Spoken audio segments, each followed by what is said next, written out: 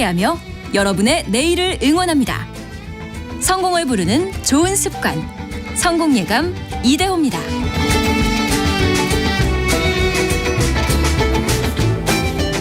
성공예감 이대호입니다. 2부가 시작됐습니다. 오늘 경제상식 퀴즈로 내드렸던 그 정답이 조금 전에 그대로 동결됐습니다. 네. 한국은행 금융통화위원회가 오늘 기준금리를 연 3.5%로 동결을 했는데요. 저희 경제상식 퀴즈 정답이 기준금리였죠. 자칫하면은 1부에서 내드렸던 퀴즈의 정답과 2부에서 말씀드리는 정답이 달라질 뻔했는데 그래도 시장의 예상대로, 시장의 전망대로 3.5%로 동결이 돼서 1부와 2부 퀴즈 정답은 달라지질 않았습니다. 한국은행이 근데 올해 경제성장률 전망치를 1.4%로 보고요. 내년은 2.2%로 본다. 그리고 소비자 물가 지수 상승률은 올해 3.5%, 내년은 2.4%로 전망한다라는 소식도 함께 들어와 있네요. 내년에 경제가 좀 성장을 한다 하더라도 2%대 초반. 네. 아직은 부족하지요.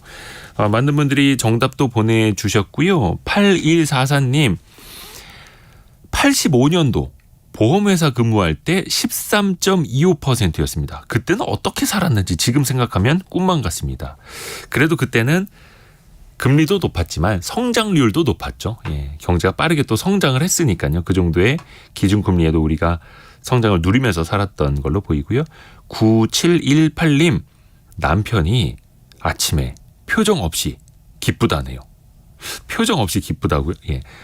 대출 이번 달에 다 갚았다고. 10년 넘게 원금이랑 다 갚았어요. 대단하고 멋진 남편. 이렇게 느낌표까지 찍어주셨습니다.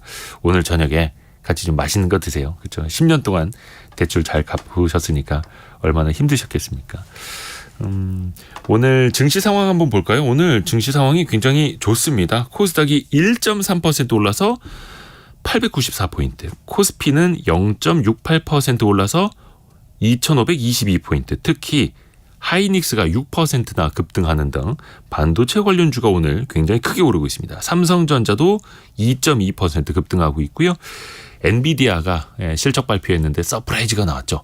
기대감도 높았는데 그거보다 더 높은 실적을 발표를 하면서 엔비디아는 정규 시장에서 한 3% 올랐는데 시간 외 거래에서 6.6% 더 올라서 처음으로 $500를 돌파한 엔비디아의 주가. 그래서 우리나라 반도체 기업들도 순풍을 같이 받고 있습니다. 원달러 환율도 참 1320원대로 지금 떨어진 모습도 나타나고 있습니다. 정확히 봐야지. 정확히 1326원 가리키고 있습니다. 하루 전보다 한 9원 가량 내린 모습입니다. 여러분도 혹시 리더가 아니십니까? 가장도 리더가 될 수 있고 자영업 하시는 사장님들도 리더이고 회사에서 팀장님들도 리더이고 요즘에 90년대생도 사회에 들어오고 하면서 30대에서 임원이 탄생을 하고 40대 대기업 CEO들도 많이 나오고 있습니다. 그래서 리더들의 고민도 더 커지고 있다고 하네요. 어떤 리더는 존경을 받고 있고 어떤 리더는 무능하다라는 욕을 먹고 있고 어떤 차이일까요? 리더의 태도라는 책을 쓴 문성후 박사와 함께 이야기를 나눠보겠습니다. 안녕하세요. 네, 안녕하세요. 안녕하세요. 네. 리더. 우선은 문 박사님도 직장 생활을 20여 년 하셨다고 했고 뭐 거의 30년이 됐네요. 그 사이에 또 리더도 많이 겪으셨을 거고 지금은 리더분들을 대상으로 강연도 많이 하고 계시고 예전하고 지금 리더의 모습이 어떻게 많이 가장 크게 달라졌을까요? 리더에게 요구사항이 너무 많아졌어요. 요구사항이요? 예전에는 그냥 우리를 잘 끌어가고 우리가 해야 될 일을 잘 지시하는 사람이 리더였다면 지금은 이제 셀프 리더십이라서 자기도 리더다워야 되고 다른 사람들도 리더로 만들어야 되고 또 너무 넘쳐도 안 되지만 부족해도 안 되고 그래서 굉장히 그 프리 사이즈 리더십을 많이 요구를 하죠. 그러니까 요즘 리더 그러면 굉장히 폭이 넓고요. 그리고 그 각각 머릿속에서 생각하는 리더도 다 다르세요. 그래서 사장이 리더라고 생각하는 분도 있고요. 또 나 자신이 리더라고 생각하는 분도 있고요. 또 정말 큰 요즘 얘기하는 인플루언서, 빅 인플루언서가 리더라고 생각하는 분들도 있고요. 리더의 모습도 다 달라졌습니다. 그래서 사회가 수직화된 사회에서 수평화된 사회로 점차 바뀌면서 머릿속의 리더, 내가 생각하는 리더의 모습이 굉장히 달라지고 또 그 정보의 어떤 불균형이 깨지면서 내가 생각하는 리더의 모습을 점차 만들어가면서 우선 나한테도 그렇지만 다른 리더, 특히 내가 잘 따르고 모시고 같이 일해야 될 리더에 대한 기대 수준이 엄청 높아졌어요. 아, 피곤해졌네요. 리더들. 네네. 거기에 이제 뭐 세대라든지 또 여러 가지 그런 그 변수들이 들어가면서 리더에 대한 모습, 리더에 대한 기대 수준이 엄청 높아져서 제가 요즘 이렇게 대기업에 가서 강의도 하고 하다 보면 느끼는 게 예전엔 리더 그러면 뭐 임원 예를 들어서 직급이 네. 올라가면 팀장 다 좋잖아요. 네. 근데 요즘은 그거 일부러 안 하려는 분들도 꽤 계세요. 예, 이게 피곤하잖아요. 예, 나는 리더가 관리자, 된다는. 팀장 이런 거 싫어요. 그냥 그렇죠. 실무만 할래요. 그렇죠. 예를 들면 이제 예비 리더라고 해서 회사에서 미래 임원감을 미리 뽑아서 네. 예, 이렇게 교육을 시키고 하는 경우도 있는데 거기에 지명이 돼도 본인이 빠지는 분들도 꽤 있대요. 나는 그냥 실력으로 뭐 리더가 되거나 아니면 또 내가 어떤 하여튼 내가 알아서 내 리더십을 꾸릴 테니 회사에서 원하는 그런 모습대로 그대로 교육받아서 그대로 그 트랙을 밟아서 그렇게 리더는 되고 싶지 않습니다. 라는 분도 많고요. 그래서 리더의 모습, 리더의 역할, 리더의 위상 또 리더상에 대해서 굉장히 많은 그 각각의 생각과 또 모습이 생기면서요. 이 리더가 되고 싶지 않는 그런 분들도 나오고 또 이미 리더인 분들은 정말 프리사이즈 리더십을 발휘하면서 부족하지는 않지만 넘치지도 않고 어떻게 하면 계속 이 기업들 또는 내가 운영하는 조그만 업체라도 지속 가능하게 할까 고민들이 굉장히 많으신 것 같아요. 그 프리사이즈 리더십이라고 하네요. 그러니까 넘치지도 않고 부족하지도 않고. 그렇죠. 리더의 자질 중에서 네. 굉장히 이제 말씀 들어보면 참 리더라는 사람이 피곤할 것 같은데 여러 가지를 갖춰야 돼요. 네네. 근데 그 중에서 예. 단 하나 가장 중요한 자질이 있다면 어떤 걸까요? 그러니까 우리가 리더 그러면 보통 어떤 사람을 생각합니다. 사람. 그렇죠. 예. 그래서 누구 그러면 대단한 그 사람은 대단한 리더야. 그러고 저도 어릴 때만 해도 기본적으로 꼭 읽어야 되는 책이 위인전을 꼭 읽었어야 됐어요. 네네. 예. 뭐 그런데 이제 이 부분에 대해서 좀 여러분들이 생각을 좀 바꾸셨으면 좋겠어요. 리더는요, 그 특정한 사람이 아니고요, 역할입니다, 역할. 아, 사람이 아니라 역할이다. 네, 리더는 역할을 우리가 리더라고 부르는 거죠. 어떤 역할을 하느냐에 따라서 우리가 그 사람이 리더인지 아닌지, 우리가 그렇게 부르고 그 사람한테 권한이 주어지는 거죠. 한 예로 빌 게이츠라는 사람 있잖아요. 네. 이 사람은 뭐 아시다시피 마이크로소프트의 회장으로 막 회사를 엄청나게 키웠고 그야말로 모든 분들이 아침에 일어나면 매일 창을 열죠. 윈도우라는. 그렇죠. 윈도우 창을 열죠. 네, 윈도우 창을 열죠. 그렇게 만든 사람인데 네. 지금은 이제 빌 게이츠 재단 이사장이 돼서 또 아주 열심히 전 세계 뭐 백신도 보급하고 훌륭한 그런 그 사회 봉사 재단의 이사장으로 있습니다. 저는 빌 게이츠라는 사람이 제 개인적인 생각인데요. 나이가 50, 60 돼서 사람이 바뀌었을 것 같지는 않아요. 네. 그런데 어떻게 각각 그런 훌륭한 일을 각각 해냈을까? 각계의 위치에서. 네, 제 생각에 빌 게이츠는 자기가 해야 될 역할이 뭔지를 안 것 같아요. 사기업에서는 기업을 엄청 키우는 것, 이것이 자기의 역할이고요. 재단에 가면 전 인류에게 엄청나게 봉사하는 것, 이게 자기의 역할이라고 딱 생각을 한 거죠. 그래서 우리가 리더를 이제 사람으로 그 플라톤이 얘기했던 것처럼 무슨 철인, 위인, 막 신, 토마스 칼라일이라는 사람은 처음에 자기가 생각한 리더는 오딘이다. 그 사람이 이제 리더십에 대해서 최초로 연구한 거의 그 역사학자인데요. 그 사람은 오딘이라고 했어요. 오딘이 누구냐면 영화에 나오는 그 토르의 아버지, 네. 신입니다. 신. 예. 그러니까 옛날에는 신적 존재가 리더였어요. 근데 지금은 리더가 정말 누구나 다 리더가 될 수 있고요. 리더가 될 준비를 해야 되기 때문에 그런 면에서 리더에 대해서는 역할로 생각을 하시는 게 좋을 것 같아요. 그래서 내가 어떤 자리를 맡았다 그러면 나란 사람이 내가 잘나서 내가 못나서 또는 뭐 이래서 내가 이 자리에 온 게 아니고요. 조직에서 또는 시장에서 또는 고객들이 나한테 이 역할을 하라고 나를 이 자리에 앉혔구나 이렇게 생각하시면 될 것 같아요. 아하. 네. 그러다 보니까 결국은 자기의 역할을 잘 수행해내기 위한 거는 저도 여러 가지로 생각을 해봤어요. 그런데 태도가 아닐까 싶어요. 태도다. 태도. 네, 우리가 기계도 아닌데요. 사람한테 불량이라는 표현을 유일하게 쓰는 게 태도입니다. 아, 불량하다. 태도가 불량하다. 아, 예. 짝다리 짚고. 그렇죠. 예, 껌 그러니까 이게 씹고 뭐 우리 그런 말이 있잖아요. 태도가 행동을 만들고 행동이 자동화되면 습관이 되고요. 예. 습관을 어떻게 갖냐에 따라서 운명이 만들어지거든요. 그래서 결국은 태도가 운명을 만드는 겁니다. 네. 신입사원들 면접할 때 보면 우리 다 태도 보잖아요. 그렇죠. 그렇죠. 사람은 예를 들면 그 사람 참 일 잘하는데 태도가 엉망이야. 그럼 이거 엉망인 거죠. 성과와 관계없이. 그 태도가 뭔가 찾아보면요. 모양새.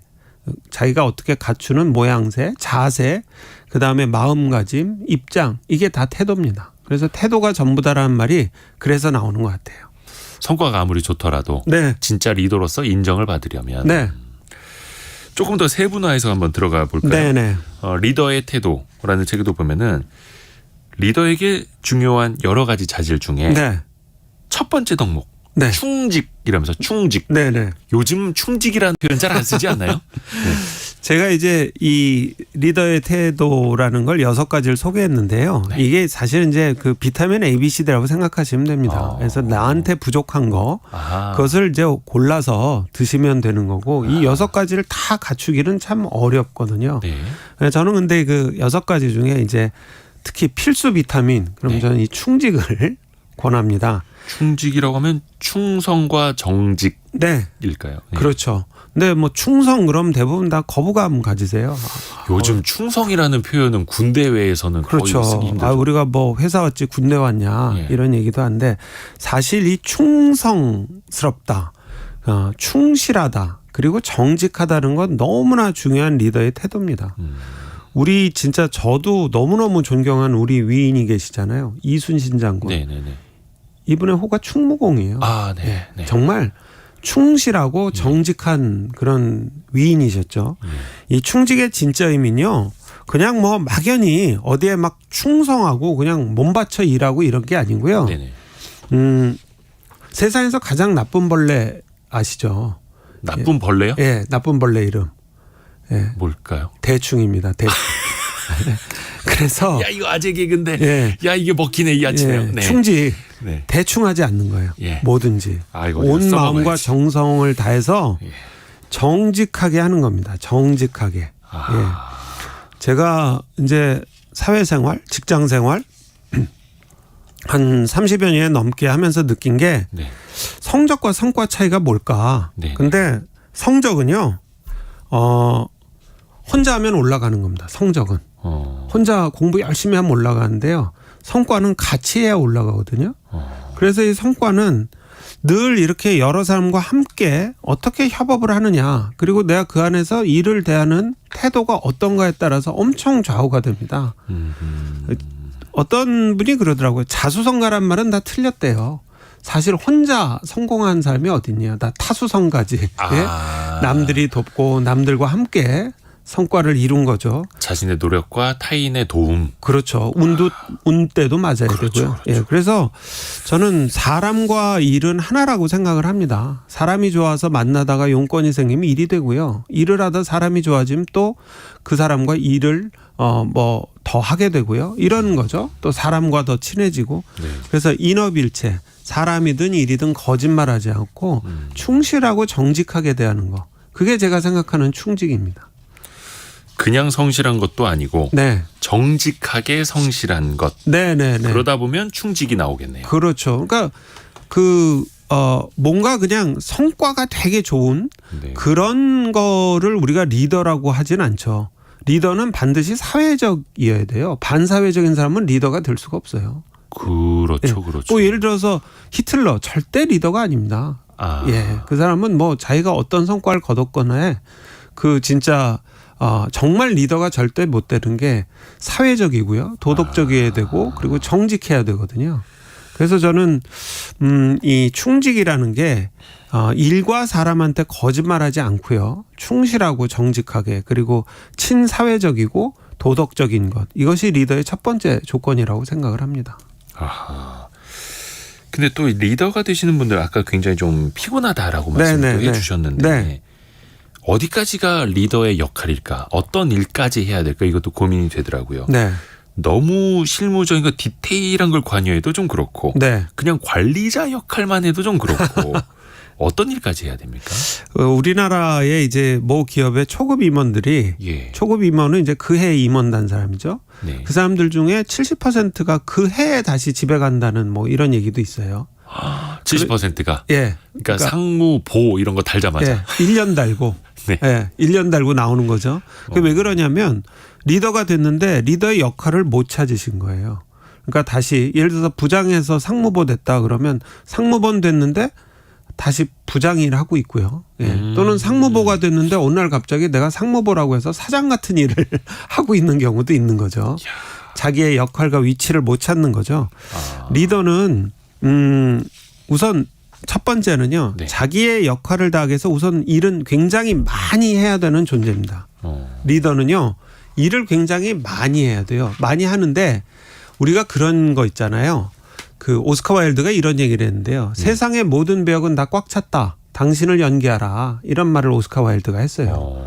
우리가 왜 회사에서도 롤 모델이라고 얘기하잖아요. 네네네. 역할. 예. 그러니까 첫 번째는 내가 어디까지 일해야 될까는 회사에서도 알려주고요. 또 조그만 자영업을 하셔도 아시고요. 내가 해야 될 바와 내가 남에게 이렇게 지시해서 또 그거를 결과로 만들어낼 바를 알게 되거든요. 그 역할에 대한 정의를 스스로 잘 하셔야 돼요.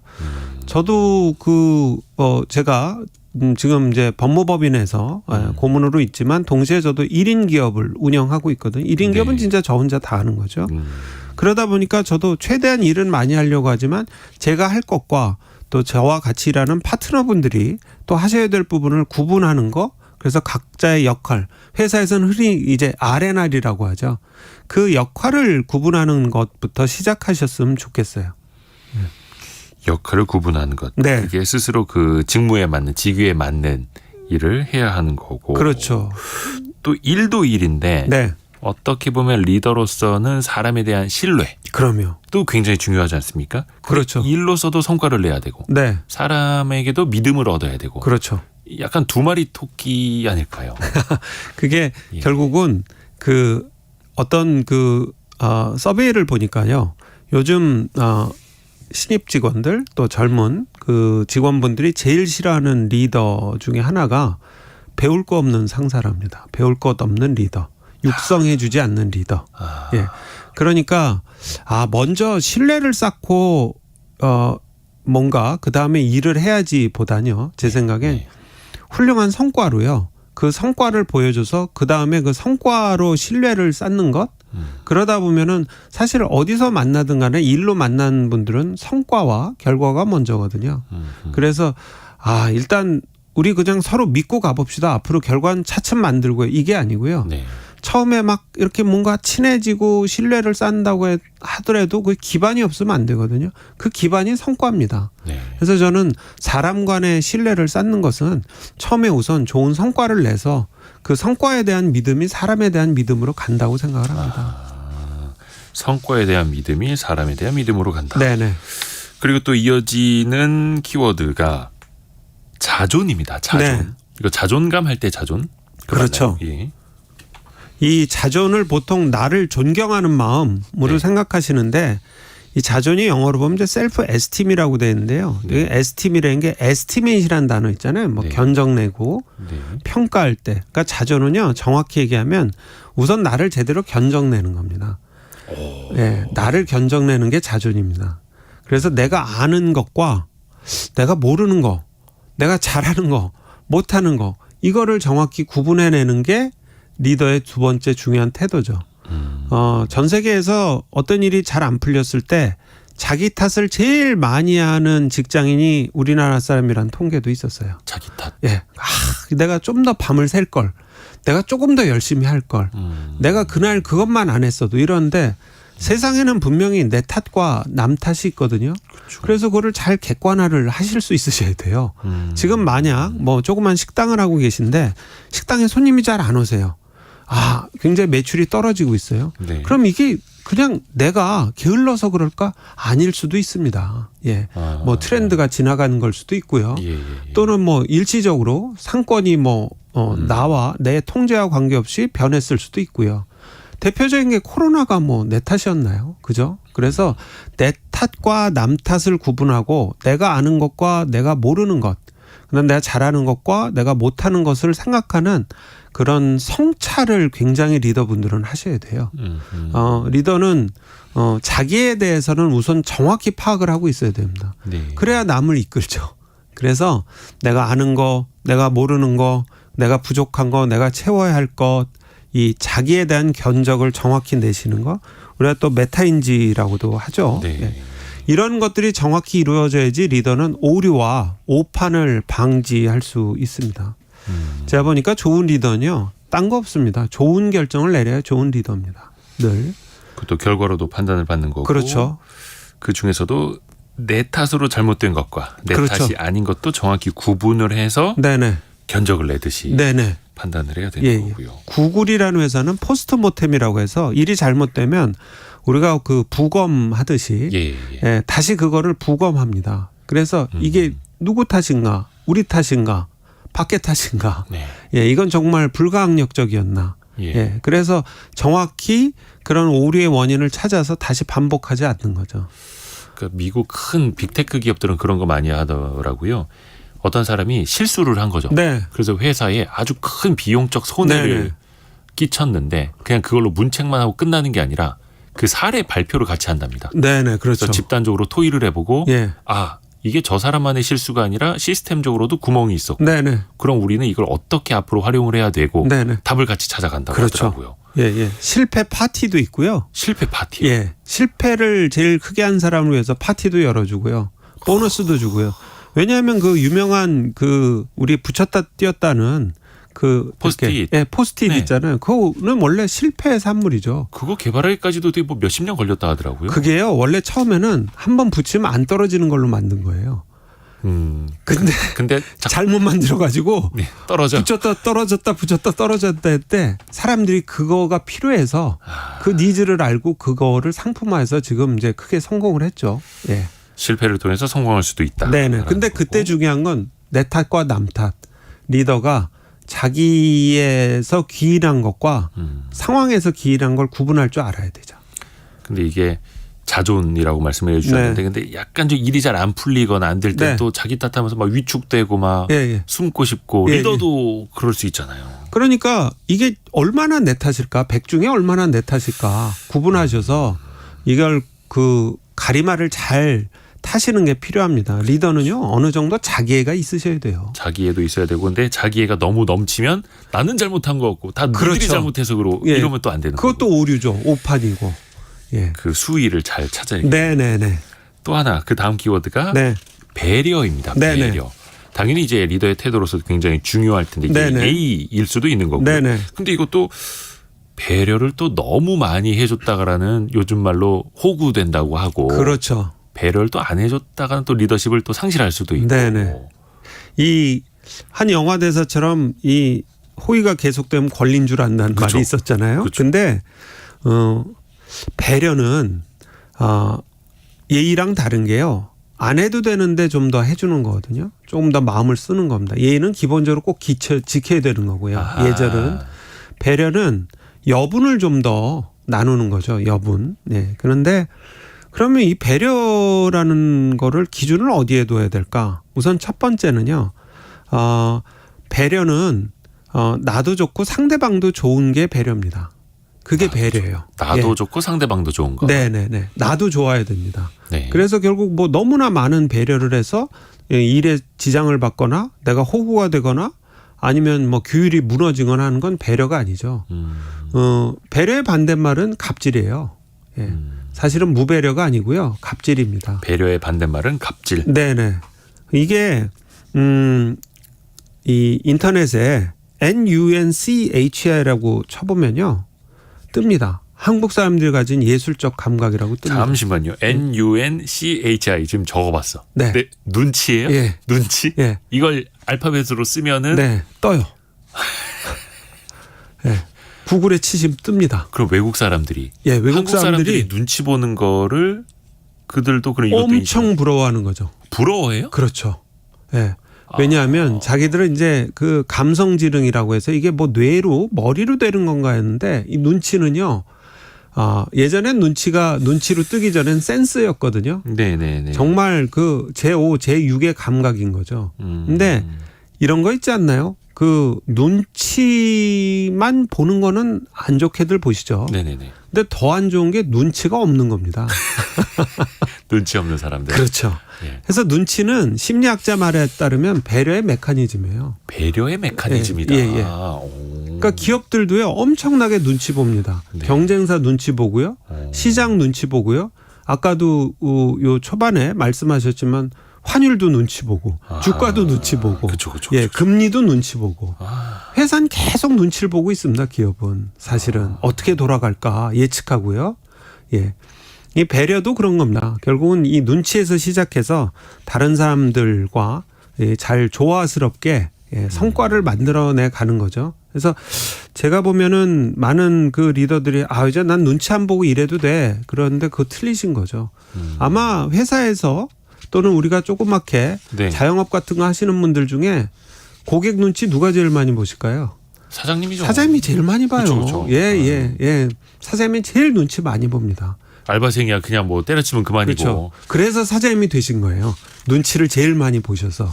그래서 저는 눈치를 많이 기르시라. 눈치 보는 건 절대 나쁜 게 아닙니다. 외국 사람들은 너무 부러워하고 있어요. 근데 그게 이제 배려의 메커니즘이다. 그렇죠. 눈치 보고 불편하지 않게 그리고 나도 좋고 남도 좋은 거 이런 것들을 좀 찾아서 자꾸 개발해 주시는 거죠.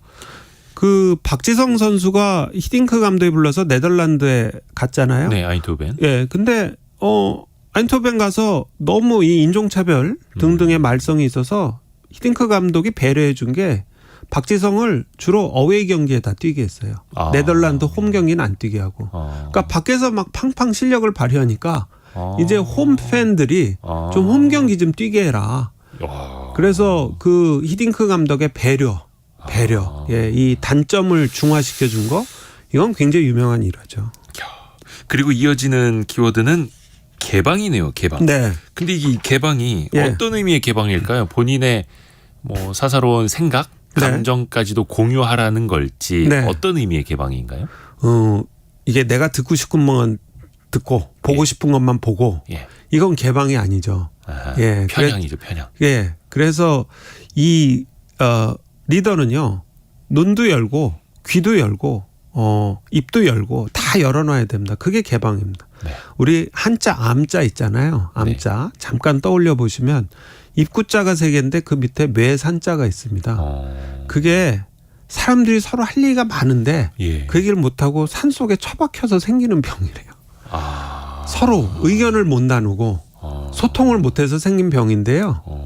그 산에서 내려와서 사람들끼리 막 얘기하고 서로 개방하고 뭐 의견 나누면 입구자 3개 모이면 품자가 됩니다. 품질 품자. 네네네. 예. 그래서 이게 말을 못하면 암이 되고요.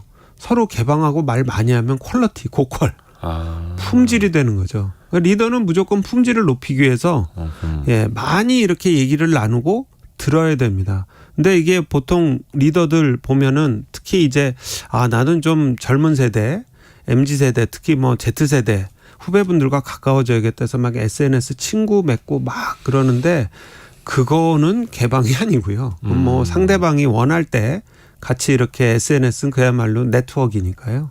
관계형 그 매체니까 그거는 뭐 개방이라고 볼 수 없고요. 개방은 일단 리더가 먼저 다 열어놔야 됩니다. 그게 리더예요. 그 조직 내에서 우선. 네, 조직 내에서. 어떤 사장님들은 야 내가 SNS 팔로워가 몇천 명이고 그렇죠. 몇만 명이야. 네네. 나 되게 뭐 개방적인 사람이야. 예. 근데 조직 내에서는 직원들 얘기는 안 들어주고. 그렇죠. 다음에 밖에 얘기는 또 엄청 잘 듣고 오세요. 팔랑귀세요, 팔랑귀. 밖에서 내가 말이야 어떤 사장님한테 얘기 들었는데. 그렇죠. 우리 이렇게 하면 안 돼. 그렇죠. 네. 그래서 뭐 많은 사장님이나 또는 뭐 많은 리더분들이 그러잖아요. 거의 취임 막 하시면 내 방문은 언제든지 열려 있다고. 네. 근데 제가 가보면 열려 있는 면이 별로 없었어요. 어려워요. 그렇죠. 어려워요. 들어가기 그럼요. 어렵죠. 그럼요. 예. 아무 때나 오라 그러지 말이 그렇죠. 그렇죠. 그래서 리더가 저는 꼭 권하는 게 아마 우리나라의 막 큰 그룹들도 이것을 하나의 굉장히 중요한 어떤 가치관으로 삼고 있는데 경청을 진짜 하셔야 돼요. 경청. 경청. 예, 저는 경청이 너무 중요하다고 생각하고요. 그 이제 액티브 리스닝이라고 해서 적극적으로 듣는 걸 경청이라고 하죠. 근데 경청을 잘하는 방법이 뭐가 있을까? 경청은요. 리더가 요거 하나만 오늘 제가 진짜 강조드리고 싶은 게 리더분들이요. 경청하시려면 다른 사람하고 얘기할 때 공통점을 찾으시면 안 돼요. 공통점을 찾아야 하는 거 아니었어요? 아니에요. 공통점을 찾으면 이제부터 내 얘기만 합니다. 예. 예를 들어서 어제 김대리 어제 뭐 했어요? 저 어제 여의도 갔었습니다. 그러면 사장이 나도 여의도 갔었는데. 내가 그러죠. 여의도 생활할 때 내 말이야. 여의도 나 때 나오는 거죠. 그러면은 예? 예. 공통점을 찾으면 안 된다 오히려. 네. 공감이랑 공통점은 다릅니다. 공감은요. 안 겪어봤는데 겪은 것처럼 이렇게 같이 그 감정에 공명을 해주는 거고요. 공통점을 찾지 마시고요. 차이점에 집중하셔야 돼요. 차이점. 그러니까 나도 여의도를 갔었는데 김대리는 여의도에서 뭐 했을까? 이렇게 생각을 바꾸고 한 3분만 들어주셔야 돼요. 이게 공통점을 찾으면 사람은 자기 얘기를 하게 돼 있거든요. 네네네. 그러니까 대표적인 게 이렇게 얘기하는 사람들이죠.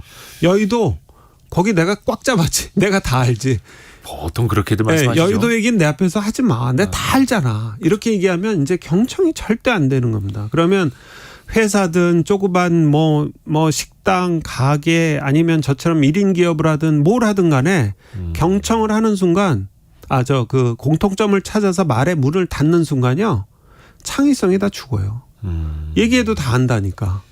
예. 그래서 리더분들은 개방이라는 게 딴 거 아닙니다. 흔히 얘기하듯이 입은 하나 귀가 두 개인 게 더 들으라고 있는 거 아니에요. 그래서 두 개의 귀로 차이점에 집중해서 아주 적극적으로 들으셔야 됩니다. 경청엔 마음 십자가 있거든요. 마음으로 들으셔야 돼요. 차이점에 집중해서. 열고. 네.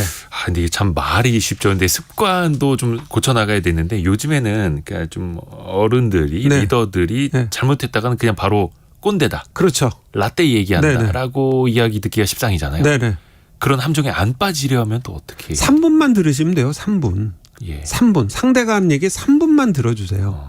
그리고 만약에 후배들과 어떤 레슨을 공유하고 싶다면 성공담도 좋겠죠. 근데 저라면 최대한 잘 못했던 아까 말씀하신 그런 실패담, 실수담을 얘기해서 그런 후배들에게 이런 일이 없도록 하라고 권하면 후배들은 거기서 배우고요. 절대 꼰대라고 생각 안 할 겁니다. 나 때는 말이야 뒤에는 무조건 성공담이 붙게 돼 있어요. 예. 나 때는 말이야 그렇게 어려웠지만 난 성공했어죠. 그렇죠. 예. 나 때는 말이야 이렇게 해서 잘못됐어라는 말은 거의 절대 안 하죠. 예. 그래서 늘 그 꼰대들은 보면 늘 다 성공하고 다 아는 분들이에요. 예. 그럼 이제 후배들이 같이 일하는 동료들이 굉장히 염증을 느끼죠. 그래서 사딕 효과라고요. 사릭 효과라고 사실은 리더가 날 낮춤의 소통을 하면서 들어주고 그리고 동시에 그들에게 실패담을 공유하고 그리고 경청을 하면서 3분간 라면 끓일 시간이에요. 3분이면 근데 노래 한 곡이거든요. 사람 누구한테 3분 동안 얘기하세요. 3분 동안 얘기하세요. 그래서 3분 얘기하면 대부분 자기 얘기 충분히 했다고 생각이 듭니다. 그래서 먼저 듣고 시작하시고 그다음에 꼭 자기 경험을 공유하고 싶으시면 리더로서 살면서 이미 성공했으니까 리더로 계신 거죠. 오히려 실패담을 나누시면 더 좋을 것 같아요. 근데 또 어떤 리더분들은 그러죠. 자, 우리 문성호 박사님이 3분 동안 들으라고 했으니까 자, 3분 동안 얘기해봐. 최악입니다. 최악. 그렇죠. 네.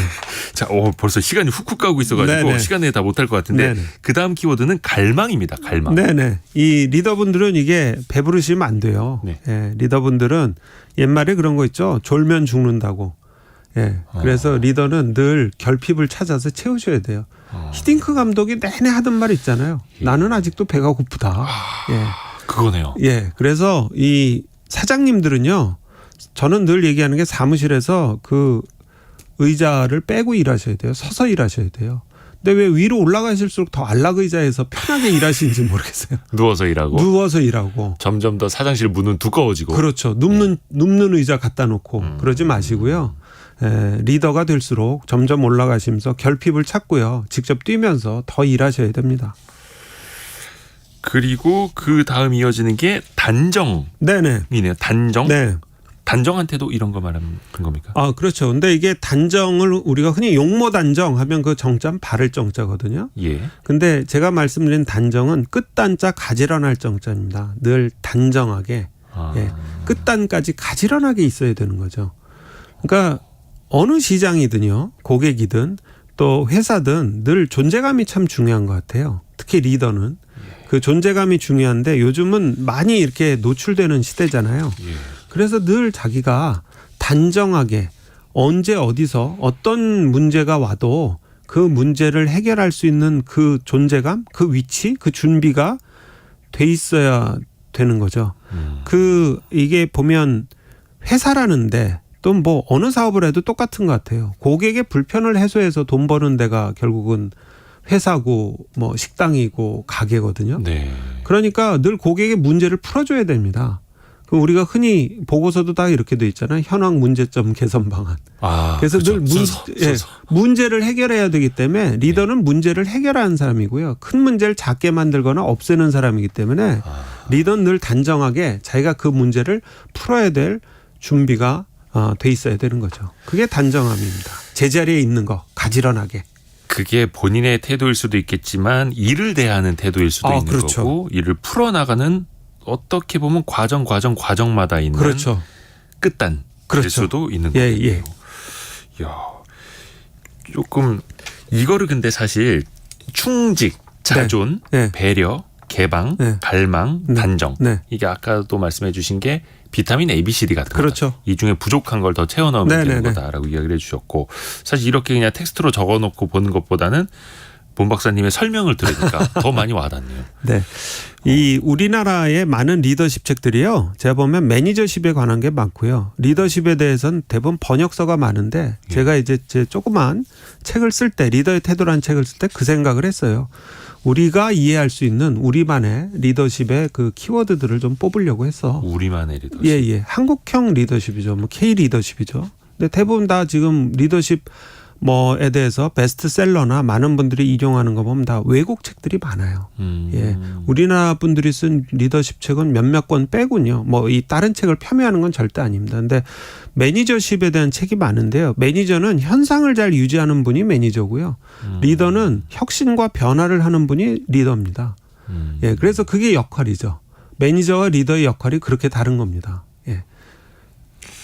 리더는 이제 혁신과 변화를 가져오는 사람. 네네네. 현상을 유지하는 건 매니저. 그래서 그렇죠. 매니저는 그냥 리더 밑에다가 사람으로 예를 들면 우리가 매장의 매니저다 그러면 그 매니저가 뭔가 막 변화하고 혁신보다는 관리 잘하고요. 고객 유지 잘하고요. 그러다가 그분이 리더가 되면 그제서야 뭐 매장도 바꾸고 뭔가 이렇게 캠페인도 벌리고 그러는 거죠.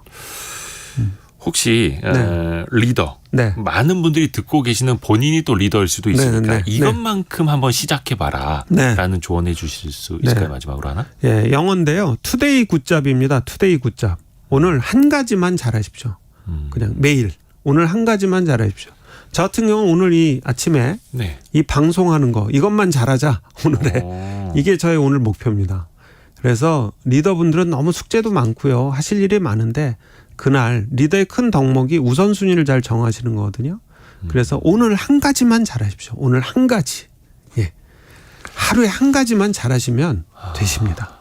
근데 약간 리더들은 뭔가 사업 목표를 원대하게 세우고 네네. 연간 목표도 있으니 그걸 또 달성을 하고 네네. 그걸 또 쪼개서 월간 목표 달성을 해야 되고 막 네네. 이렇게 가는데 네.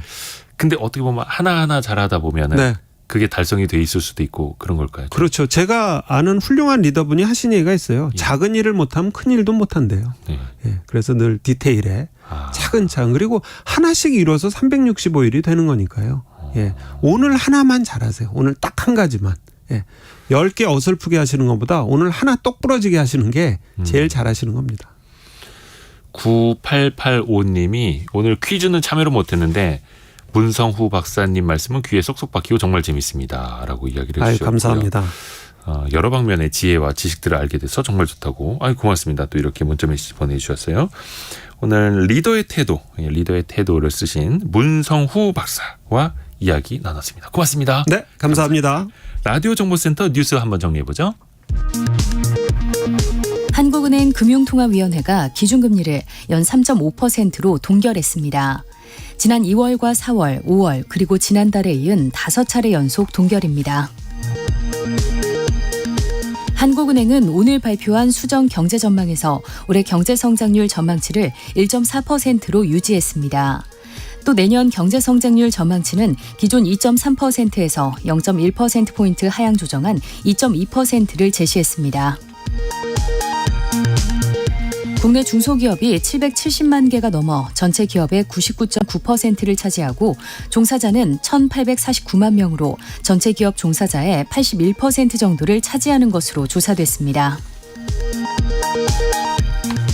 금융감독원은 라임, 옵티머스, 디스커버리 등 세계 자산운용사에 대한 추가 검사를 실시한 결과 기존에 밝혀지지 않은 새로운 위법 혐의를 확인했다고 밝혔습니다. 금융감독원은 특정 펀드 수익자를 위한 펀드 돌려막기, 펀드 자금 횡령, 임직원의 사익 추구 행위 등을 추가로 적발했다고 발표했습니다.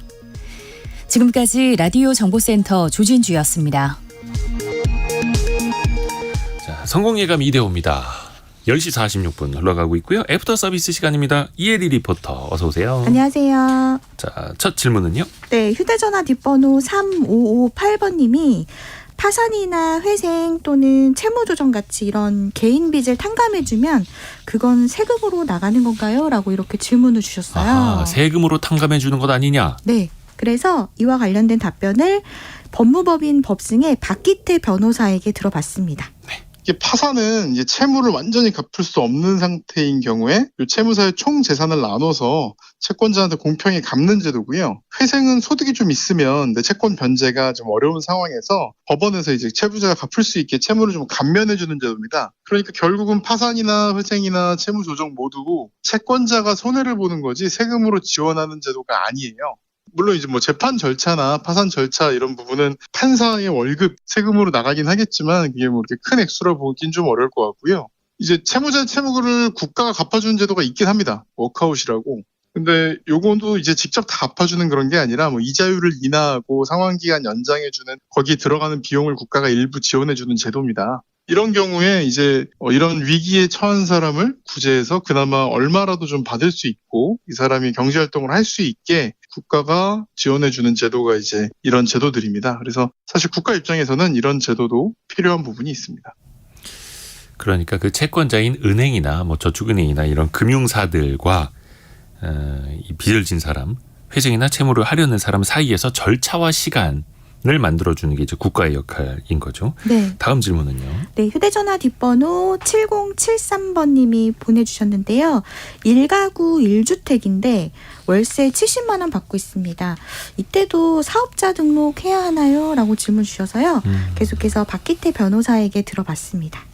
근데 이제 결론부터 말씀드리면 해도 되고 안 해도 됩니다. 근데 임대사업자라고 말은 같은데요. 이게 두 가지가 있어요. 이게 소득세법에 따른 사업자 등록. 이것도 이제 임대사업자라고도 하고, 근데 사실 보통 우리가 임대사업자라고 하면 이제 민간 임대주택에 관한 특별법이라는 게 있어요. 여기에 따라서 임대사업자 등록하는 이 두 개가 같이 똑같이 임대사업자라고 부르거든요. 근데 흔히 우리가 임대사업자라고 부르는 이 임대사업자는 사실 의무가 없습니다. 근데 하면 이제 혜택이 있죠. 이제 세제 혜택 같은 것들이 있어서 그걸 원하면 하는 개념이고요. 근데 요 소득세법에 따른 사업자 등록이라는 게 있는데, 요거는 이제 3주택 이상이거나 그리고 이제 월세 임대 수입이 있는 2주택 이상. 그러니까 아까 경우는 이제 다 전세인데 3주택 이상이거나 아니면은 월세를 받는 2주택 이상. 요때는 소득세법에 따른 사업자 등록은 반드시 해야 됩니다. 근데 이제 말씀하신 1가구 1주택은 소득세법상 임대사업자 등록도 안 하셔도 됩니다. 다음 질문도 들어보죠. 네, 휴대전화 뒷번호 1307번님이 질문 주셨습니다. 아파트나 빌라, 경매는 몇 번까지 유찰이 될 수 있나요? 그리고 계속 낙찰이 안 되면 어떻게 되는 건가요? 라고 질문 주셨어요. 일단 기계적으로 몇 번까지 유찰되면 안 된다 이런 제한은 없더라고요. 그거는 없고 다만 유찰이 될 때마다 그 최저 입찰가가 내려가게 되죠. 이걸 이제 저감률이라고 하는데 서울중앙지방법원 경매 같은 경우는 한번 유찰될 때마다 20%, 뭐 부산 같은 경우에는 30%씩 좀 차이는 있다고 합니다. 그런데 만약에 너무 많이 유찰이 된다. 그래서 뭐 1억짜리 빌라가 이제 뭐 한 2천만 원, 3천만 원밖에 안 될 것 같다. 근데 이거를 경매해봐야 채무자한테 의미가 없는 수준일 것 같다라고 하면은 법원이 직권으로 이 경매를 또 취소할 수도 있다고 하네요. 근데 다만 거의 법원이 직권으로 경매를 취소할 정도까지 매우 낮은 금액까지 내려가면 누군가는 채가겠죠. 그렇죠. 누군가는 또 그 중간에 입찰을 해서 경매를 받아갈 수도 있는 거고요. 자, 다음 질문은요. 네, 휴대전화 뒷번호 0059번님이 궁금한 점 보내주셨는데 화물 지입 기사입니다.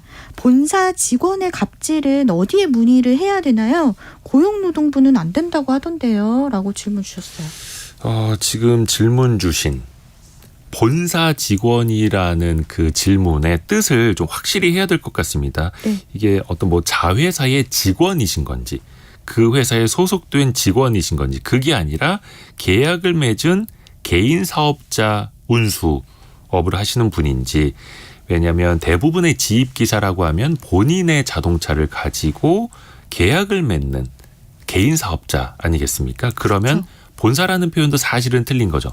그렇다 보니까 근로자, 노동자가 아니어서 고용노동부가 그건 저희 관할이 아닌데요라고 하셨을 가능성이 있고요. 근데 네. 그게 아니라 어떤 뭐 자회사의 직원이다라고 하면은 고용노동부, 지방노동청을 통해서 특정한 행위에 대해서 신고를 하실 수가 있는 거죠. 그리고 그 갑질이 혹시나 개인 사업자인데 이거는 나중에 형사나 민사적으로 다퉈봐야 할 정도이다. 뭐 육체적이나 금전적인 피해를 준 것이다라는 거라면 이 민사 형사로 해결을 하셔야 될 수도 있겠습니다. 마지막으로 짧게 하나 들어볼까요? 네, 그 휴대전화 뒷번호 3869번님이 저는 식당에 식자재를 납품하는 개인 사업자인데 미수금을 못 받은 상황에서 거래처가 폐업을 했어요.